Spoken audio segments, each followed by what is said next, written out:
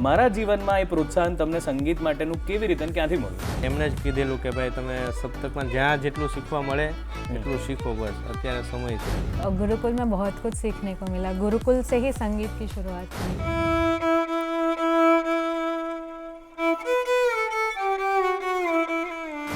रोज़ हम 3 घंटे 4 घंटे वहाँ बैठ के, क्योंकि हमें वायलिन में रुचि ज़्यादा थी.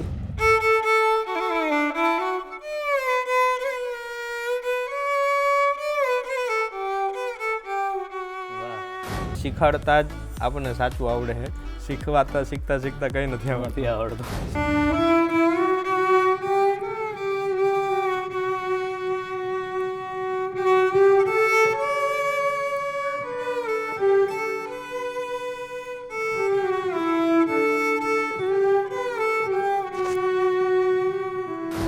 ગુડ મોર્નિંગ ગુજરાતમાં હાર્દિક સ્વાગત છે તમારું. હું છું શૌનક વ્યાસ અને દોસ્તો સવાર પડી એટલે તમે એની જ રાહ જોતા હશો કે ક્યારે ગુડ મોર્નિંગ ગુજરાત આવે અને આપણે જાણીએ કે આજે શું છે, આજે કોણ છે, આજે કેવા પ્રકારનું મનોરંજન આપણને મળવાનું છે.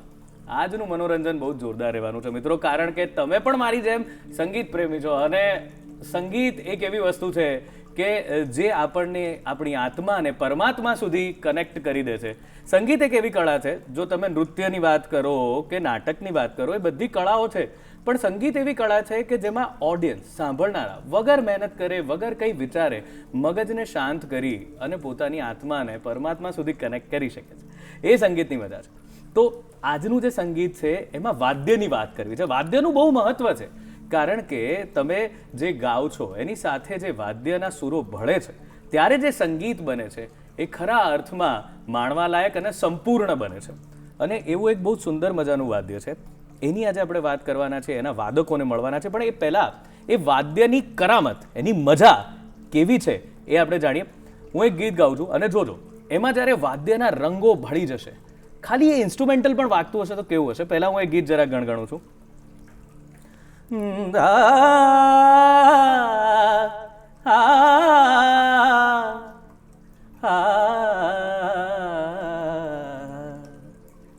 रोजा जाने मन तू दिल की धड़कन तुझ बिन तरसे नैना दिल से न जाती है यादें तुम्हारी कैसे तुम बिन जीना आँखों में तू है आंसू में तू है आंखें बंद कर लूं तो मन में भी तू है कहाँ है तू कैसी है तू रोजा.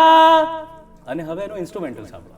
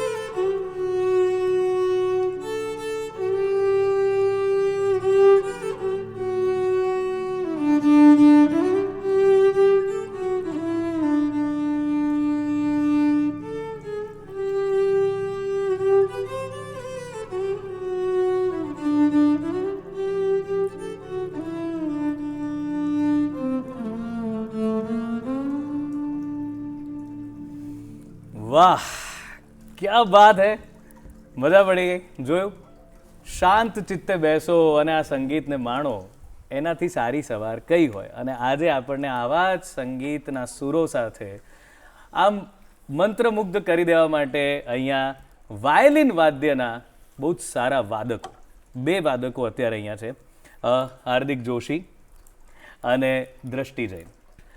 આમ ગુરુ શિષ્યા છે, પણ પાછી એમની પરંપરા બહુ સરસ ચાલે છે. પૂર્વી મહેતા, સપ્તક, ગૌરવ પાઠક, આ બધા પાસેથી શીખીને આવ્યા. ચેન્નઈમાં આ શીખ્યા, આ ત્યાં શીખવાડવા જતા.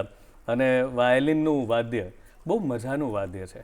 એવું કહેવાય કે આ વેસ્ટર્ન ઇન્સ્ટ્રુમેન્ટ્સ જે છે એનું મૂળ તો એનું ત્યાંથી આવે છે, પણ ભારતે એને એટલું સુંદર રીતે અપનાવી લીધું છે. તમે કર્ણાટિક સંગીત સાંભળો તો એમાં વાયલિનની કંઈક અલગ જ મજા છે. અને આપણા કેટલા બધા, જેમ કે આ તમે બંને ગીતો સાંભળ્યા, હવે એ ગીતમાં ઓરિજિનલી વાયલિનનો એવો કોઈ પીસ નથી કે જે યાદ રહી જાય, પણ એ ગીત વાયલિન પર સાંભળવાની કેટલી મજા આવે છે. સ્વાગત છે તમારા બંને જણાનું આ અમારા ગુડ મોર્નિંગ ગુજરાતના કાર્યક્રમમાં. અને હું તમને કહી દઉં, અમારી જે ગુડ મોર્નિંગ ગુજરાતની જનતા છે બહુ જબરજસ્ત છે, બહુ જ કલા પારખું છે. અને અહીંયા એટલા બધા કલાકારો આવે છે, એમની કલાને બહુ માણે છે. અને આજે તમારી કલાને અમે માણવાના છે. તો હાર્દિકભાઈ, તમારાથી શરૂઆત કરીએ કે તમે બહુ જ બધા સંગીતમય સંસ્થાનો સાથે જોડાયેલા છો કે જે સંગીતને આગળ વધારવા માટે, એને પ્રોત્સાહિત કરવા માટે કામ કરે છે. પણ તમારા જીવનમાં એ પ્રોત્સાહન તમને સંગીત માટેનું કેવી રીતે અને ક્યાંથી મળ્યું હતું? સૌને નમસ્કાર. નમસ્કાર પ્રભુ. નમસ્કાર. સૌથી પહેલાં તો હું ગુરુકુલમાં જ ભણ્યો છું. 12 વર્ષનો હતો ત્યારથી ગુરુકુલમાં પોરબંદર પૂજ્ય શ્રી રમેશભાઈ ઓઝાનું સાંદીપની ગુરુકુલ ચાલે છે. અને વિશેષ કહેવાનો આનંદ એ છે કે અમે 10 વર્ષ નિઃશુલ્ક ભણ્યા છીએ. આજે તમે ફીસ નાના બાળકોની પૂછો 1 ધોરણની તો બી લાખ રૂપિયા હોય છે. બિલકુલ. અને ત્યાં અમે 10 વર્ષ નિઃશુલ્ક ખાવું પીવું એવું ભણ્યા. અને મારો મુખ્ય વિષય તો સંસ્કૃત વ્યાકરણ. 10 વર્ષ ત્યાં ભણ્યા. પણ ત્યાં અમારે સાથે સાંજે સંગીત શીખવાનો એક સમય અમને આપવામાં આવતો. ત્યાં અમે લોકો સંગીત શીખતા. ત્યાં ગૌરવભાઈ અમારા સિનિયર હતા અને એ મજાના પિક્ચરના ગીતો વગાડતા. એટલે અમને સાંભળીને બધાને ગમતું કે આપણે શીખીએ. અને ત્યાંથી થોડું શીખ્યા અમે લોકો. પછી ત્યાં ભણવાનું પૂરું થઈ. મારું આમ ભાવનગર મૂળ મહુવા, પણ ત્યાંથી પછી પોરબંદરથી અમદાવાદ શિફ્ટ થયો. અને અહીંયા પછી સપ્તકમાં ઉપાસનામાં જોડાણા. અને ગૌરવભાઈ પાસે બી શીખવાનું ચાલુ જ હતું. પણ એમણે જ કીધેલું કે ભાઈ તમે સપ્તકમાં જ્યાં જેટલું શીખવા મળે એટલું શીખો, બસ અત્યારે સમય છે. એટલે પછી ધીમે ધીમે ત્યાંથી સંગીત શીખવાનું ચાલુ કર્યું. સાથે સંસ્કૃતમાં બાળકોને ભણાવતો અને સાથે સંગીત શીખતો. અને ધીમે ધીમે અત્યારે સંગીતમાં વધારે રસ લાગ્યો. એટલે અત્યારે હવે સંગીત ઉપર જ વધારે ફૂલ ટાઈમ તમે હવે મ્યુઝિક જ કરો છો. કરી રહ્યા છે. બિલકુલ. તો ગુરુકુલની મજા છે જે લોકોને નથી ખબર, અને આપણી તો સંસ્કૃતિ બહુ જ મજાની છે. તો સેજ ગુરુકુળનો ખ્યાલ આપો ને, કેવું હોય છે ગુરુકુળમાં? કેવી રીતે અલગ કેમ છે ગુરુકુળ ભણવા? ગુરુકુળમાં સૌથી પહેલું તો બધા વિષયોનો ભાર હોતો જ નથી. વાહ. જેમ કે તમે દ્રષ્ટિને બી જુઓ તો એ બી ગુરુકુળમાં જ ભણેલી છે. ત્યાં હું ભણાવતો ચેન્નઈ. ગુરુકુળની મજા એવી છે કે બાળક અને ગુરુ બંને સાથે રહેતા હોય. એટલે 8 વર્ષનું બાળક તમારી પાસે હોય ને, તો 2 થી 3 વર્ષ તમારી પાસે રહે ને, ત્યાં તમને એની પ્રતિભા ખ્યાલ આવી જાય. બિલકુલ. કે બાળક સંગીતમાં આગળ વધશે, રમતગમતમાં આગળ વધશે કે એજ્યુકેશનમાં. સર્વાંગી વિકાસની જે વ્યાખ્યા છે, ત્યાં કમ્પલસરી વ્યાયામ કરવો પડે. 5 વાગે ઉઠવું ના હોય તો આપણે ઉઠવું પડે. એટલે તમારો જે સમય બચત છે ને, ત્યાં કોઈ વ્યય નથી થતો. બિલકુલ. અને બીજું શું હોય કે 8-10 વર્ષની ઉંમરે બાળકની પ્રતિભા આપણને ખબર પડી ગઈ.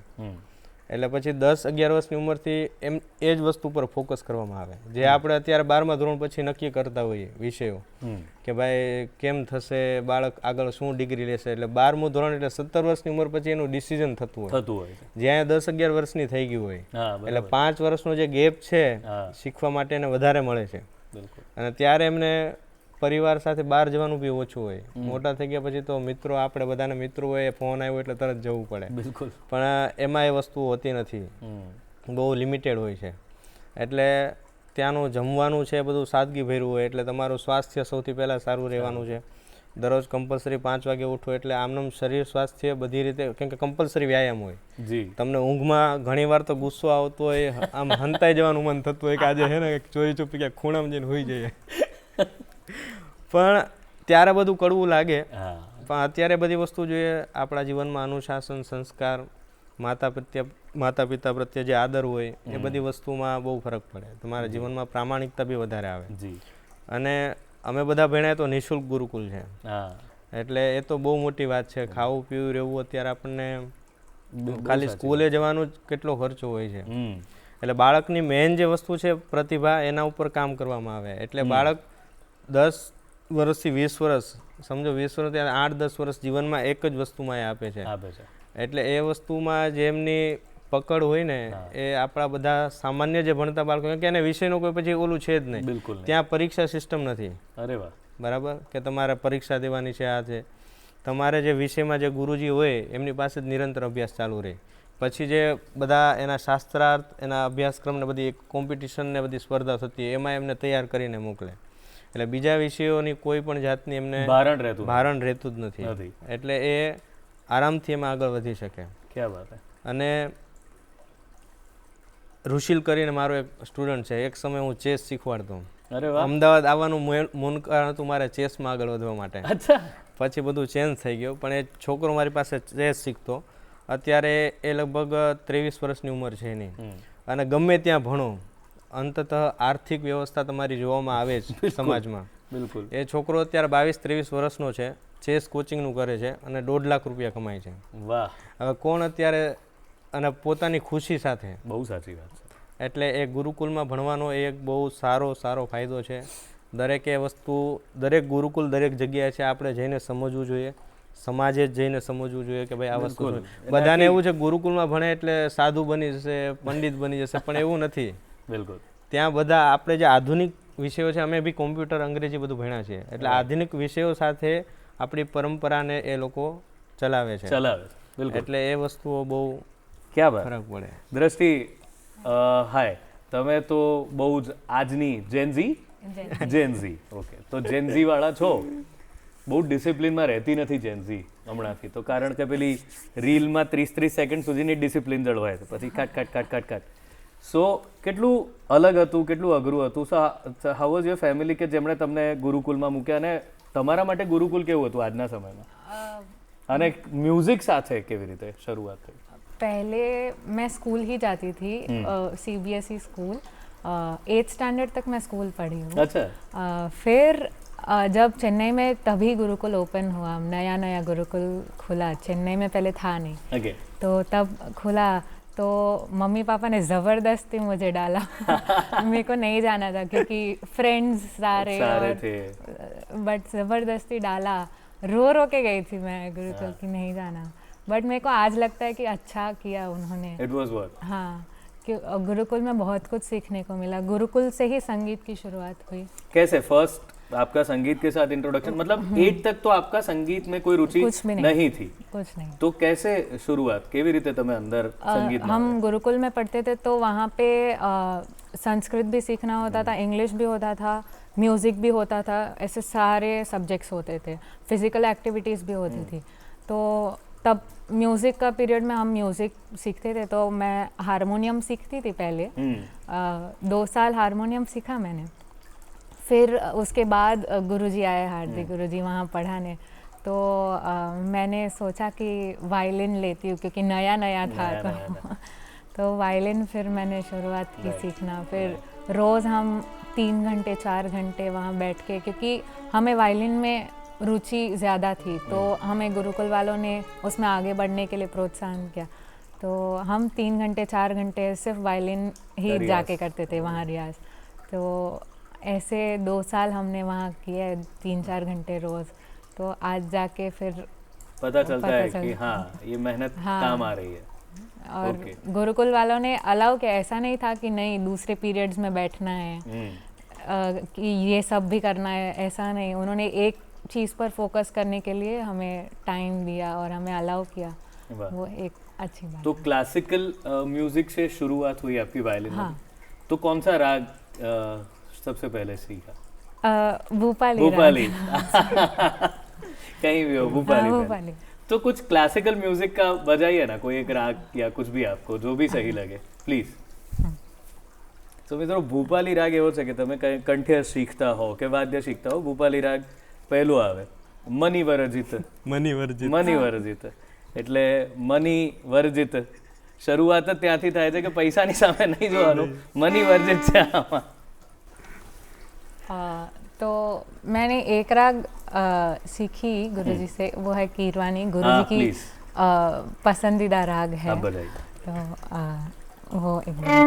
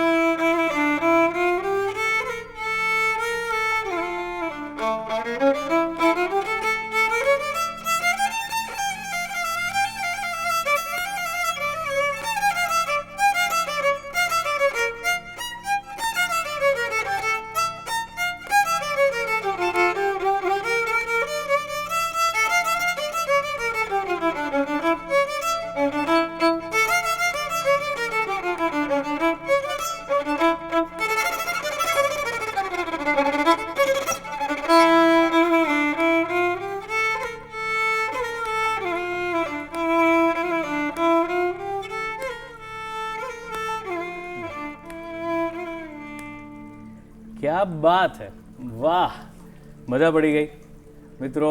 હવે આ સંગીત સાંભળ્યા પછી મને બી થોડુંક એમ થાય છે કે થોડો પોરો ખાઈ લઈએ, થોડો શ્વાસ લઈ લઈએ, વિરામ લઈ લઈએ, અને વિરામ બાદ ફરીવાર આમનું સંગીત તો સાંભળવાનું છે અને આવી સરસ મજાની વાતો પણ આપણે કરવાની છે. તો લઈએ એક વિરામ.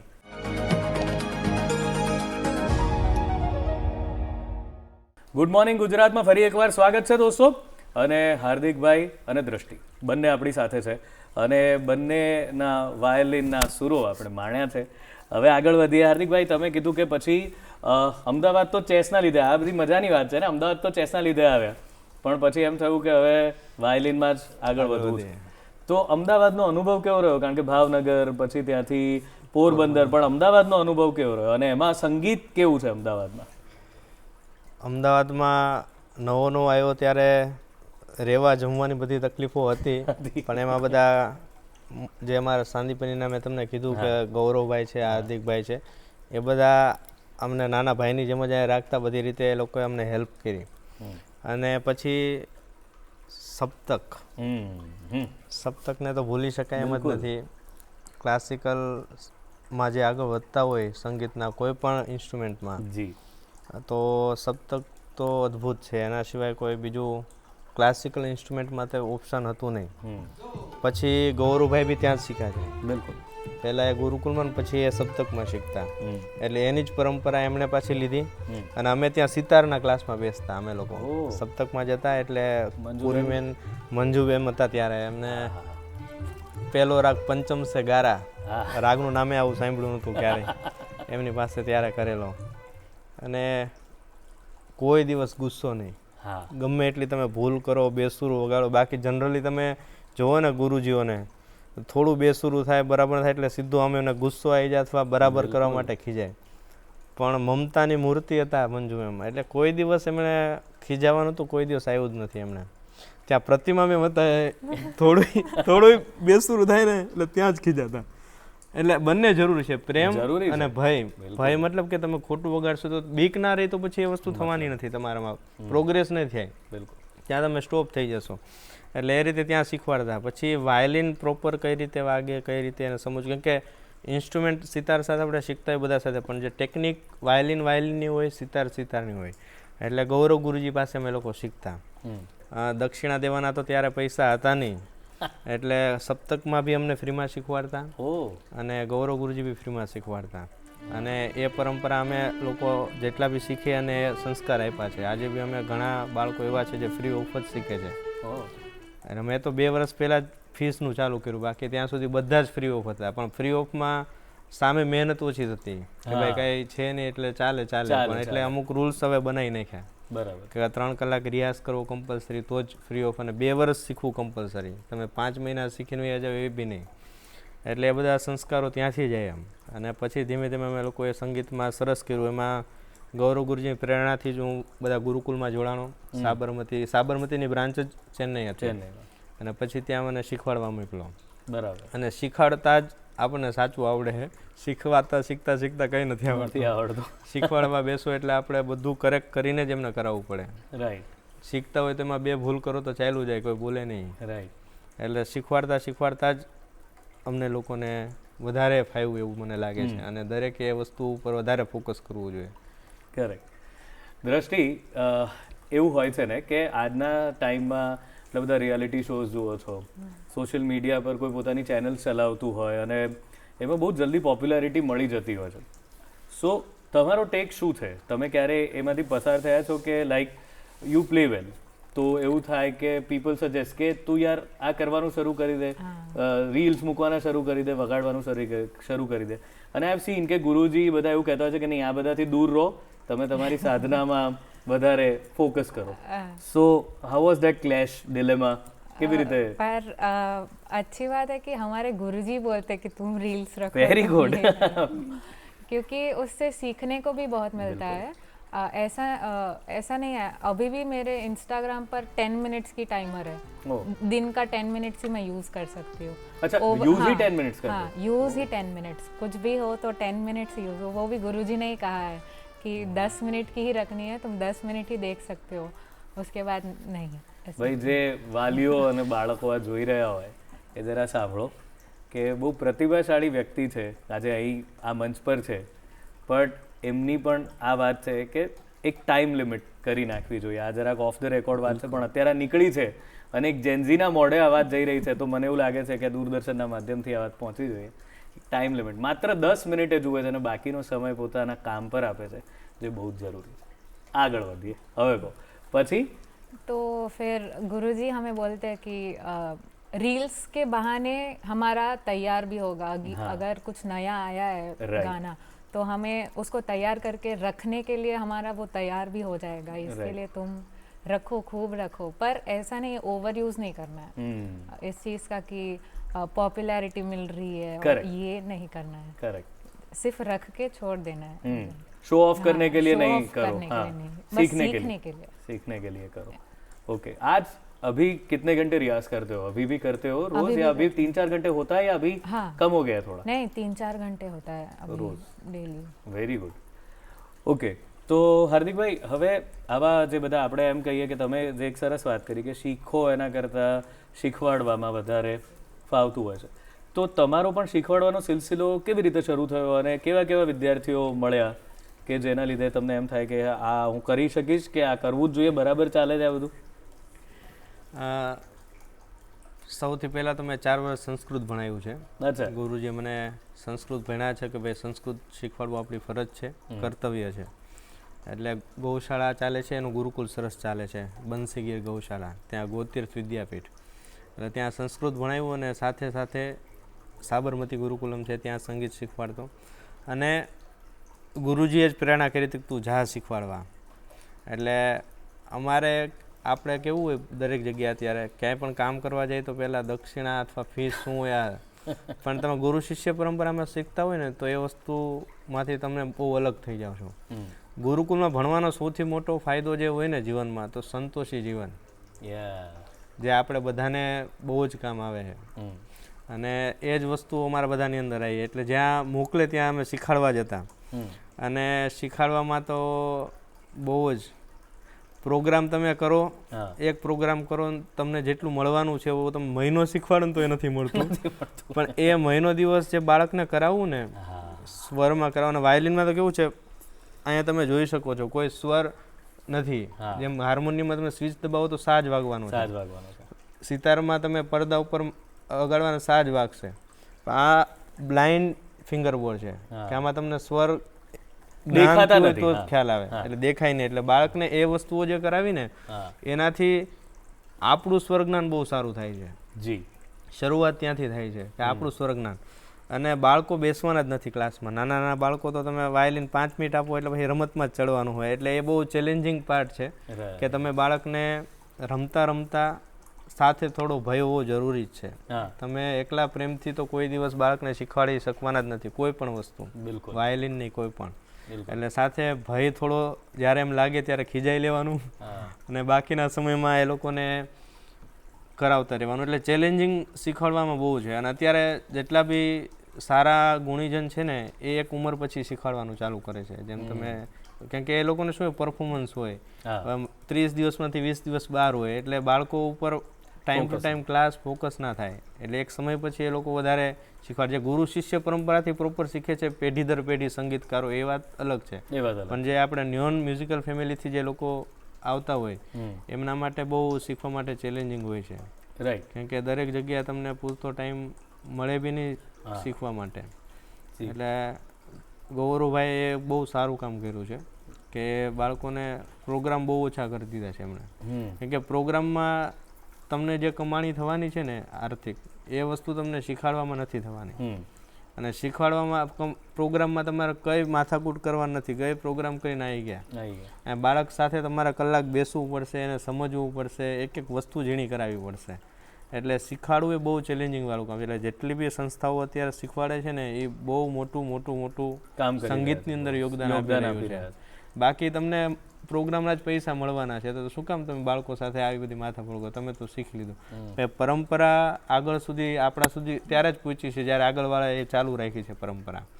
એટલે એ પરંપરાને આગળ સુધી લઈ જવી આપણા સૌનું કર્તવ્ય છે. આપણી પણ એક પરંપરા છે કે તમે અહીં આવ્યા છો તો તમારે કંઈકનું કંઈક વગાડતા રહેવું. એ પરંપરાને તમે પણ આગળ વધારો અને કંઈક સરસ તમે સંભળાવો. સરસ ક્લાસિકલ પણ હોઈ શકે, ફિલ્મનું કોઈ ટ્યુન હોઈ શકે.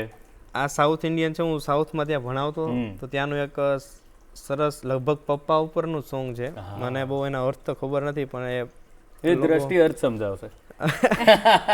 પણ પ્લીઝ, કન્નાના કન્ને કરીને એક સોંગ છે. કન્નાના કન્ને બહુ પોપ્યુલર છે. હું સાઉથ વગાડું, તું એકાદું ગુજરાતી સંભળાવજે. હા બિલકુલ, ચાલો, એ મજા પડશે. એ જે ખરા અર્થમાં આપણે કહેવા ઈચ્છતા હોઈએ છે કે સંગીતને કોઈ સીમાઓ હોતી નથી, કોઈ ભાષાનો બાદ હોતો નથી. એ સંગીત આપણે આજે જોઈ લઈએ કે સાઉથનું વગાડી રહ્યા છે ગુજરાતી વ્યક્તિ, અને સાઉથના વ્યક્તિ ગુજરાતી વગાડશે. શબ્દ ના સમજાય પણ એનો જે મીઠાશ એ લોકોની પહોંચી જાય. કમ્પોઝિશન જે છે બધી એ બહુ અદ્ભુત છે.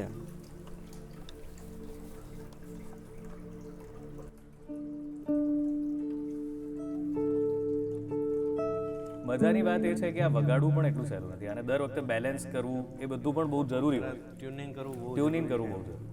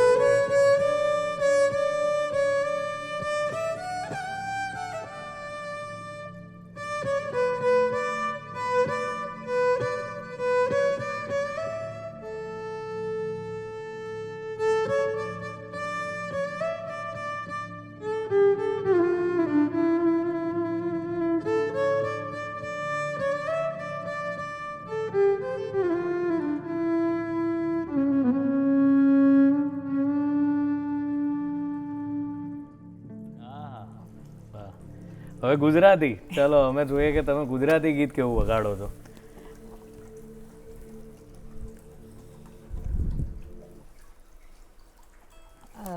ऐसे सीखा नहीं है बस. हाँ हाँ वही तो होता है ना.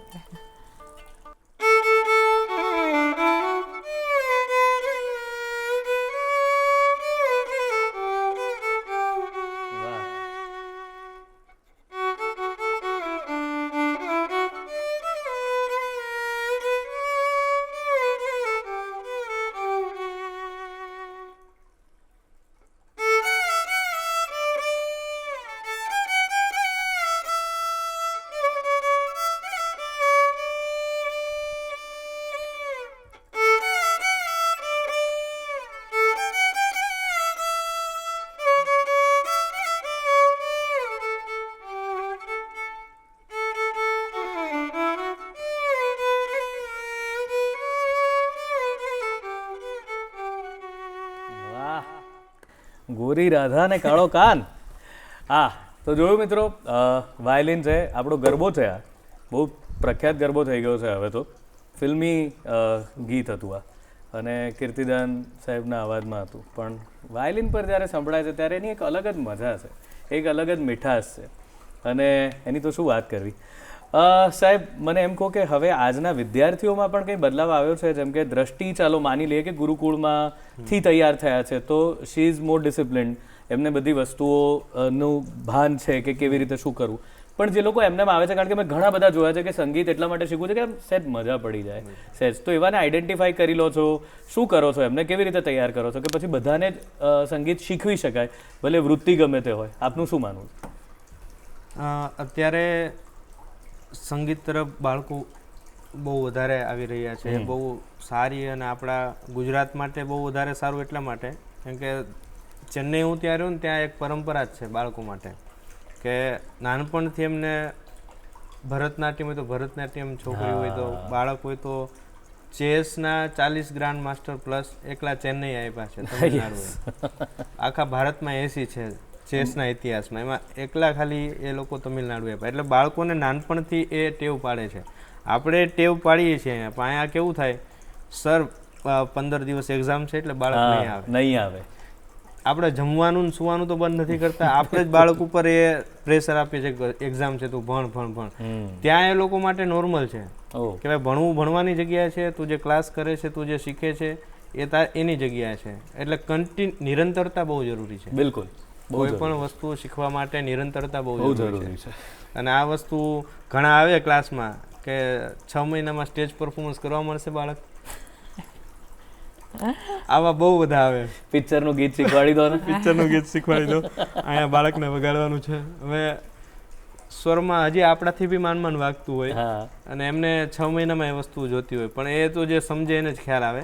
એટલે ચેલેન્જિંગ હોય છે, પણ એક સારું છે કે અત્યારનું બાળકોનું ગ્રાસ્પિંગ પાવર બહુ સારો છે, ગ્રહણ શક્તિ એ લોકોની મને લાગે બહુ વધારે સારી છે. એ જલ્દી ક્વિકલી બધી વસ્તુઓ પકડી લે છે. અને ઘણા એવા બાળકો છે જે થોડા સમયમાં બી ઘણા આગળ વધ્યા છે. એટલે બાળકોની અંદર નિરંતરતા રહીને તો કોઈ પણ વસ્તુમાં આગળ વધી શકે છે. બિલકુલ. એટલે નિરંતરતા ખૂબ જરૂરી છે. અને આજના બાળકો આપણા ગુજરાતમાંથી બી હવે ધીમે ધીમે સંગીતમાં ઘણું સારું કરી રહ્યા છે. અને હું એ બી જ કહીશ કે આપણે દરેક બાળકને એ ટેવ નાનપણથી જ પાડીએ, અને જેટલું નાનપણથી કરે એટલું વહેલું સારું છે. મેં વાયલિન શીખવાનું શરૂ કર્યું 17-18 વર્ષની ઉંમરે. મોડું કહેવાય બહુ, એટલે 17-18 વર્ષે તો આ બધા પરફોર્મન્સ કરે.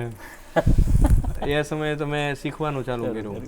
એટલે એ વસ્તુ એમ થાય કે એ વસ્તુ 8-9 વર્ષે માર્ગદર્શન બહુ જરૂરી છે. તમારી અંદર ખાલી પ્રતિભા હોવાથી કોઈ નથી થવાનું, તમારી ઉપર એવું બેસી તમને આગળ બધા રસ્તાઓ દેખાડે એ બહુ જરૂરી છે. અને માતા પિતાનો સહયોગ તો એના વગર પોસિબલ નથી. એટલે મારા માતા પિતાનો તો હું જેટલું એટલો ઋણી ઓછું છું. ગુરુકુળમાં ભણાયો અને સંગીત કોઈ દિવસ રોકટોક નહીં. ચેસમાંથી સંગીતમાં શિફ્ટ થવા માટે હવે 22-25 વર્ષે તમે ચેન્જ કરો તમારી ફિલ્ડ, એટલે કેટલું બધું ઘરથી બી પ્રેશર હોય, પણ બધી જગ્યાએ મને સપોર્ટ પૂરેપૂરો આપ્યો. અને એના ફળ સ્વરૂપે અત્યારે હું મારી ખુશીની સાથે જીવન જીવી રહ્યો છું. એટલે આજના બાળકોએ બી એ જ કરવું જોઈએ.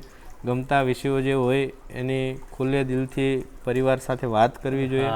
અને પરિવારવાળાને દરેક વિષયો આપણને તમને મને ડૉક્ટરનું પૂછે કે ભાઈ આ નસ આમ કાપવાની, તમને મને નથી ખબર પડે, આપણું બાળક આપણને કહે તો આપણે એના જે જાણકાર છે એની પાસે એને લઈ જઈએ. બિલકુલ.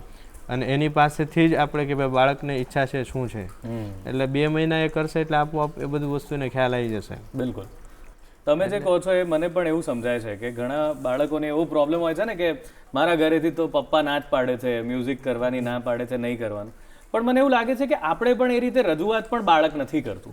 એ રીતની રજૂઆત, એ રીતનો તમારો સંગીત પ્રત્યેનો પ્રેમ, એ રીતની તમારી પેશન, જનૂન, એ જો તમે બતાવો તો મને લાગે છે મા બાપને પણ, તમે કીધું એમ, કારણ કે મા બાપને ખબર જ નથી કે આ ક્ષેત્રમાં ભવિષ્ય કેવું છે. એમને ડર એ છે કે ભવિષ્ય સારું નહીં હોય તો મારો દીકરો કે દીકરી શું કરશે.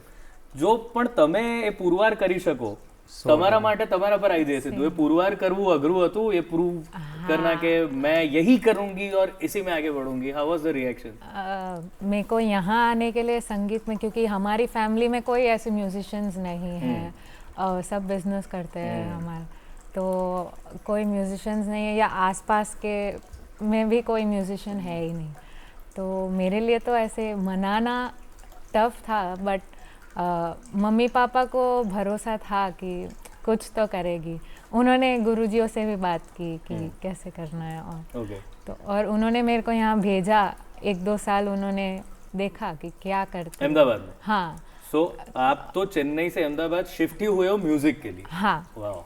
तो उन्होंने देखा और मैंने भी करके दिखाया, तब जाके वो माने और उनको अभी अच्छा लगता है कि हाँ अच्छा कर रही है। તમે પરફોર્મન્સીસ આપો છો લાઈવ, રાઈટ? હા। તો કેવું કોઈ એક એવો યાદગાર, કોઈ તમને બંનેને પૂછું છું, આ કોમન સવાલ છે, કોઈક યાદગાર તમારો પ્રસંગ હોય કે તમને એમ થયું કે આ કાં તો આ પરફોર્મન્સ આ કારણોસર બહુ યાદગાર રહી ગયું, કાં તો શું થશે એવી ખબર નહોતી અને થઈ ગયું પરફોર્મન્સ, એવું તમારા બંનેનો કોઈ ઇન્સિડન્સ હોય તમે કહી શકો છો? ગુરુજી? હવે યાદગાર ક્ષણો માટે તો એવું છે અત્યારે કે સપ્તકનું 1 જનવરીથી છે, તો 1 જનવરી અમે લોકો વગાડવાના છીએ. અરે વાહ. શરૂઆત અમારાથી જ છે મંગલાચરણ સપ્તકનું. અમે લોકો ત્યાં ગ્રુપ સાથે માલકોન્સ રાગની પ્રસ્તુતિ કરવાના છે, એટલે એ ક્ષણ માટે તો અમે અત્યારેથી જ આતુરતાપૂર્વક રાહ જોઈ રહ્યા છીએ. બાકી પ્રસંગો તો લાઈવ પરફોર્મન્સમાં કોઈ એવી તમારી પાસે આવી હોય ડિમાન્ડ કે તમે એમ થાય કે હવે આ વાયલિન પર કઈ રીતે વગાડવું મારે, કે આને એવી તો તમે બહુ આપણે કોઈ દિવસ સાંભળ્યા ના હોય એવા ગીતો લઈને આવે કે ભાઈ આ કરો. મને ઇંગ્લિશ સોંગ બિલકુલ સાંભળ્યા બી નથી ને ખ્યાલ બી નથી, આમને તો હજી ખ્યાલ છે. એટલે એવા ગીતો લઈને આવે ને આપણને ખ્યાલ ના હોય. શું ઈલાજ શું કરો ભાઈ, જવાબ શું આપો? પછી અમુક વાર કમ્પોઝિશન સાંભળી લઈએ, જો ઇઝી હોય તો તાત્કાલિક થઈ જાય તરત ને તરત, પણ કમ્પોઝિશન હાર્ડ હોય તો પછી તાત્કાલિક ભાઈ ના આજે પાર્ટી આજ કરવાનું કીધું છે, કોઈ પણ બહાનું તરત કાઢવું પડે. હું એવું કરતો હોઉં છું કે એમ કહી દઉં કે હા તમારી ફરમાઈશ તો કરી છે, પણ એની પહેલા જે અમુક ફરમાઈશો આવી છે એ કરી નાખીએ છે અને રાહ જોઈએ કે પેલો માણસ જતો રહે. ના, એ આઈડિયા સરસ છે, એ ઉપયોગમાં લેવા જેવો. પેલો જતો રહે ત્યાં સુધી હજુ આગળની ફરમાઈશ બાકી છે, એ અમે પૂરી કરી. અમે હમણાં હું આફ્રિકા ગયો હતો, રાઈટ, 2-3 મહિના પહેલા. એટલે જેમની સાથે ગયો હતો ત્યાં અમે સ્ટેશન પર પહોંચ્યા ને, એટલે વાયલિન ઇન્સ્ટ્રુમેન્ટ ને બધા હતા. એ કિસ્સો તો હમણાં કેવો થયો, ત્યાં બરોડાથી મારે બસ હતી અને ત્યાં ખબર નહીં ચેકિંગ હતું બહુ વધારે પડતું, એટલે કોઈને જવા નહોતા દેતા અને મારે અતિશય લેટ થઈ ગયેલું. તો વાયલિનનું બોક્સ ને ઊભો હતો, કે આ કોઈક બંદૂક લઈને એવું લાગે છે કે, એટલે મને આગળ બોલાવી લીધો. એટલે મારા ભગવાનની કેવી કૃપા તમે જુઓ, નાની તરત મને આગળ મને કે સરદારજી હતા પોલીસમાં, તરત મેં કે શું છે આમાં, એટલે તરત મેં ખોલીને દેખાડ્યું સર વાયલિન હે એ હે ઇન્સ્ટ્રુમેન્ટ પ્રોગ્રામ કે લે, જ્યારે તરત ચેક કરી લીધું. એટલે લાઈન હતી કમસે કમ 20-25 મિનિટની, એટલે વધારે વાર લાગે. અરે મતલબ છૂટવાનું જ હતું મારે ફાઇનલ. તો ત્યાં ભગવાને તરત ચેક કરી લીધું. મેં કે ઠીક છે, મેં તો સર મેં તો નીકળ જાઉં, મેં તો કે હા નીકળ જાઉં એવું કરીને જવા દીધું. એટલે ક્યારેક આવી વસ્તુ પણ કામ આવી જાય. બંદૂક સમજીને બોલાયા અને વાયલિન જોઈને જવા દીધા. વાહ ભાઈ વાહ. તમારી સાથે બીકોઝ તમે બહુ જ બધું વગાડતા હો છો, હાઉ ઇઝ ધ મૂડ? લોકોને શું જોઈતું હોય છે? તમે ક્યારે બી વગાડવા જતા હો તો યુ પ્રિપેર ક્યુ શીટ કે આવું આના પછી આ, કે પછી જસ્ટ તમને એમ લાગે કે આ માહોલ આવો છે, પબ્લિક जो ऑडियंस है ना, वो कहीं गमी રહ્યું છે, so you change accordingly free style? हाँ, मतलब अगर सॉन्ग्स ही बजाना हो तो फिर ऐसे ही कि कुछ ऑडियंस होती है जिनको पुराने गाने बहुत पसंद है, तो पुराने बजाती हूँ, ऐसे तैयार किए हुए हैं. एक पुराना गाना हमें भी सुनना है, बजाइए प्लीज. કારણ કે એ જૂના ગીતોની જે મીઠાશ છે તો કંઈક અલગ જ હોય છે અને કાયમ શાશ્વત છે, યાદ રહી જાય છે બધાને, તો થઈ જાય.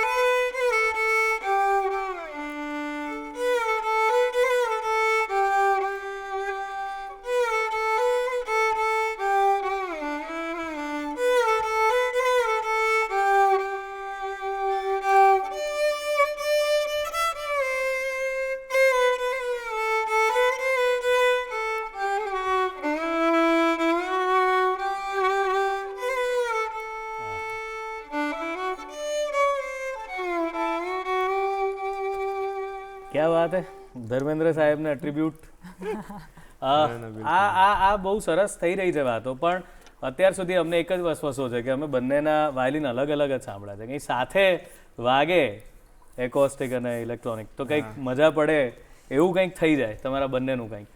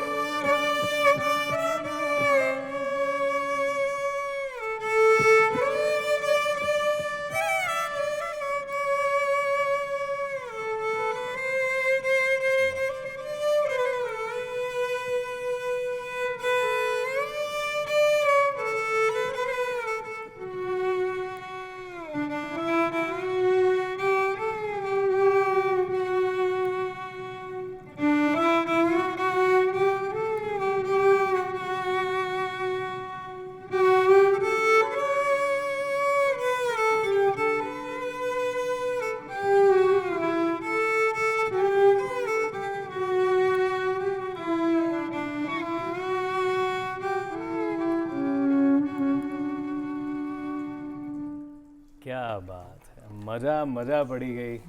તો ખૂબ ખૂબ ખૂબ ધન્યવાદ તમારો કે આટલું સરસ સંગીત પીરસ્યું અમને, ઘણી બધી સરસ વાતો કરી મ્યુઝિકની, અને આઈ વિશ કે તમે લોકો આ આપણા ભારતીય સંગીતની અને ખાસ કરીને આપનું જે વાદ્ય છે વાયલિન એની ઓળખ બનો.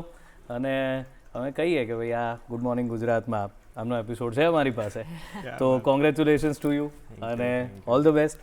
મજા પડી ગઈ, તમે તમારો સમય આપ્યો એ બદલ. અને હવે આપણે જઈ રહ્યા છીએ, પણ જતાં પહેલાં બે વાત કરવાની.